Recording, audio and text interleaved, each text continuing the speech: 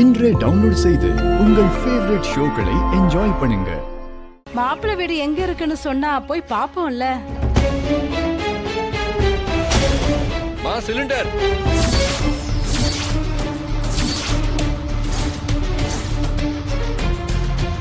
அதுக்கு அவசியமே இருக்காதுன்னு நினைக்கிறேன். என்ன நீ இவன் வந்து நிக்கிறான்? யார் அது? அது ஒண்ணு இல்லைங்க, சிலிண்டர் போடுறவங்க தான்.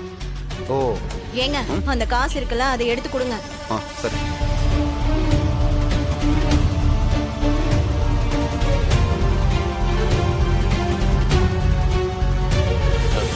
ஏய் கதிரு மாமா உள்ள வாடா முதல்ல. இல்ல மாமா நான் வேலையா வந்திருக்கேன். டேய் என்னடா நீ பாருங்க மாமா அவனை. நம்ம வீட்டுக்குள்ள வர்றதுக்கு ஏன்டா இப்படி யோசிக்கிற? யார் வீடுலாம் பார்க்க முடியுமா சித்தப்பா? என் வேலையே தான். ஆனா உள்ள சிலிண்டர் எடுத்துட்டு வந்தா மாமா ஏதாவது கோவப்படுவாரு.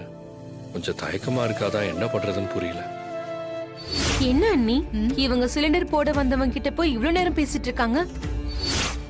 ஏங்க சிலிண்டர் வாங்கி வச்சுட்டு முதல்ல அவனை அனுப்பி விடுங்க.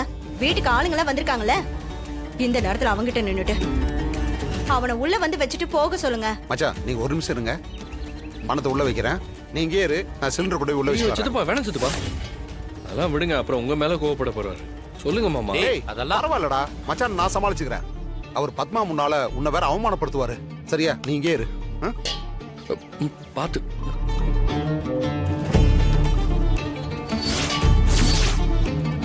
இல்ல மச்சான், அவன் கையில அடிபட்டிருக்கு, அதான்.